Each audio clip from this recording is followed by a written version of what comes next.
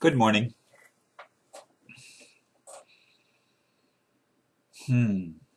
Sometimes at our meetings that we have here every Wednesday night,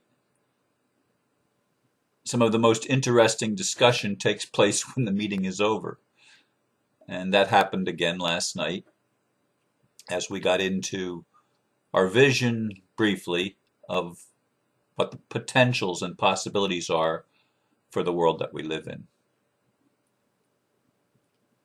And as I always do, I see a new world coming into place as fairly imminent, as in at least this year. I think I was in the minority last night because most others in the group don't see it happening quite that quickly. They think I'm a little bit airy-fairy maybe, or wishful thinking to think that it can happen that fast. But anyway, the title this morning is actually a quote from one of the people here last night in that discussion.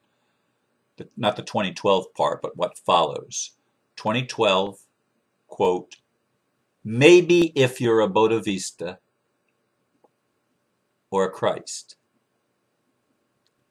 And a little blurb that I wrote. Last night I had the opportunity again to see why it is so difficult for many to see the possibility of the new world that is being created. Unless one can see that they are divine in his or her essential nature, it is difficult to even imagine how a single individual can have an influence that can change the world. Why can some see and others not? Only by answering the question, who am I? If you cannot see yourself as an avatar, you are still caught in the matrix and cannot see your way out. The prison is in our minds, first and foremost. And as I read that blurb out loud for the very first time, I only wrote it just about 10 to 15 or so minutes ago. Anyway, I realized when I say that, it's not just true of other people. It's true of me too. Any prison that we feel we're in is first and foremost a prison in our own mind. If it wasn't a prison in our mind, it wouldn't be a prison in the outer world.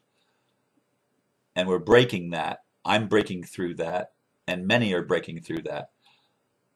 But a whole bunch of people, and I'm talking about really, really smart people, people that are very creative, not just smart in an intellectual left brain sense, but smart in a very creative right brain sense. I mean, this individual that made that statement is an artist, and a very good artist, and a visionary. I mean, he has the ability to see something and actually create it on paper and actually create it on the computer and using computer graphics. He's a very, very brilliant man. And yet he doesn't see the world making any significant changes for at least 3 or 4 generations down the road. And I said, don't you realize that you, him, have the power to actually visualize and create the world you want? And that's when he responded, well, maybe if you're a Bodhisattva or a Christ. A Bodhisattva. I'm sorry, I'm saying the word wrong. Bodhisattva. I knew it sounded wrong when I said it before. I thought, that doesn't sound right. Bodhisattva or a Christ. Pronounce it correctly, Ron. That's the issue. And I said, but you are. And he says, well, maybe if you're a schizoid. He can't build the bridge between his ability to create, and as in stories and drawing and cartoons and graphics. He has a tremendous ability to visualize and create in the three-dimensional world. And he said, I can take the ideas here and I can put them here. And he had his sketch pad, huge sketch pad, and showed us some of his work at the beginning of the meeting.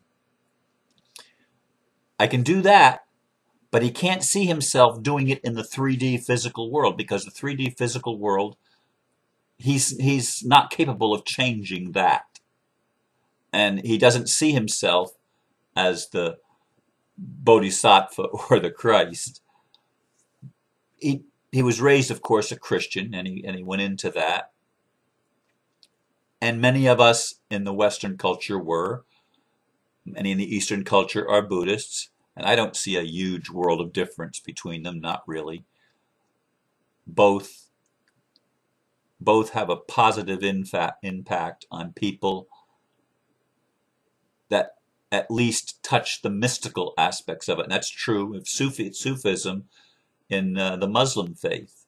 The Sufis are the mystics, and the mystics in every religion, and they've been in every religion. I mean, name the religion, it doesn't matter. The mystical people are the ones that are able to transcend the experiences and circumstances of life and see themselves as bigger than life.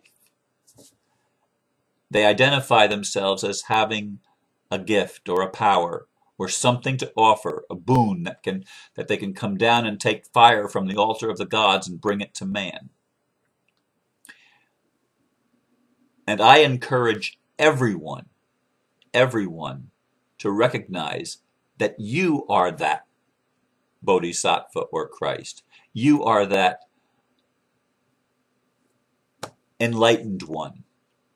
And if you can see yourself as that, then you can take what you can see as your creativity and you can make it change the world. Now, I can't force somebody to see that. That's something that we have to see in ourselves. And if you're like I am, you catch glimpses of it, you realize how powerful you are, and then you forget again. And doubt creeps in, and it begins to look impossible, and you don't see the way out. And when you don't see the way out, you get depressed or angry or whatever. All the negative emotions start coming up. But it's because you don't see how powerful you are. And believe me, with the situation that I'm going through, I know what you're talking about, if that's your thing. You can argue for your limitations as I can argue for mine. And when we argue for them, guess what? They're ours. There are limitations. And we can live there. As I said to him, I quoted Henry Ford, as I remember Henry Ford saying, "Believe it true, believe it false." And you're right. Now, I've seen variations of that quote, but that's the essence of it. How do you see yourself? He didn't see himself as a Bodhisattva or a Christ. He didn't see himself as an enlightened one. And he pointed out his limitations, which is, I didn't say that quote to him because I'd already heaped enough on him as it was, and so did some others. But argue for your limitations, and they're yours. I think that might have been Ernest Holmes or one of the Science of Mind people that made that statement, or the New Thought people. But in any case, how do you want to see yourself? What kind of a world do you want to live in? You're not powerless. I'm not powerless. There are things that we can do to at least do the dance, and that's where I have to be right now. I have to be willing. I'd like it to all be over, but I may have to just do another part of a dance. I don't like doing that because I want it now. And a lot of you probably are in that same boat. You want it. You see what's possible, and you see what's in your heart, and you see where the world is. And that's the other thing that he said. He doesn't see. He sees the world as still asleep. He doesn't see the world as waking up. Now, he admits that we're waking up to see the corruption. We're waking up to see the financial system and how bad it is. We're waking up to that. He acknowledged that, but he doesn't see that as part of the awakening. That's not the spiritual awakening. That's just recognizing the problem. Well, recognizing the problem is the first step in the spiritual awakening. Hey, I'm in the pig pen. I'm eating the husks that the swine did eat. I'm in this far country. I've spent my inheritance exploring this strange land. I had a good time. I was able to party with my friends and create all sorts of wonderful experiences for myself, but now my money's run out. Now my resources have vanished. And here I am in the pig pen. Prodigal son story, you know it well if you know Christianity, and I've talked about it many times. I think it's one of the most beautiful allegories in the Bible because I think it describes all of us. We spent our inheritance in this far country, but we remember, hey, my father, he's the guy with all the resources. He's the guy with all the money. He's the guy with the real wealth. You know, I'd be better off if I just went to be a servant in his house. So he gets up from the pig pen and he starts walking home, and when his dad sees him coming, he runs out to meet him, throws his arm around him, puts a robe on him, and said, "This my son was blind, and now he can see. He was dead, but now he's alive again." And that's the story of each of us. His father wouldn't have anything of, "You're my servant." No, you're my son. You're the Bodhisattva. You're the Christ. You're the enlightened one. Now you've come home. You've enlightened yourself. You saw the problem. You saw the nature of the problem that you created in your journey. You took responsibility to do something about it. You got up and you turned and you went back from where you had come, back to the Father's house. And the Father was excited to see you coming and greeted you and had a feast and a party because you had come home. And this is what's happening with all of us. We are coming home beyond our religions, beyond our financial situations, beyond our politics, beyond everything else. And we're seeing the oneness. Now, this person that I'm describing from last night's conversation, he pointed out we have to play in duality. We have to play in unity is a nice idea. It's a nice idea, but it's not real. It's not practical here on earth right now. It's not practical to see oneness or to preach oneness. It's not practical. And when you don't know who you are and you can't see anything until you see it. When people first started telling me some of the things that I now know to be true, it was so far-fetched. The way money works, it was so far-fetched I thought they were nuts. I thought it was absolutely crazy when I first came across the idea of how money works.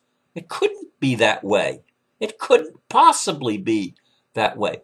But when I researched and started looking into it, which means I had an open mind, I was able to see, hey, it's exactly that way. That's the way it is. What am I saying this morning? I'm asking you to ask whatever you call your higher self, the source, God, whatever. I don't care because it doesn't really matter. The important thing is that you get the message. And ask, who am I? Show me who I am. Because until you see who you are, you're right. You're stuck in the matrix and you can't get out. And you're going to see it's going to be a lot longer to change the world than you're able to see now when you see yourself with your limitations and with your disabilities.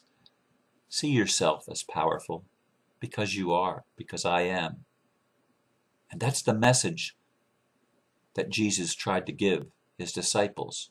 The things that I do, you can do also, and greater things than these shall you do, because I go to my Father.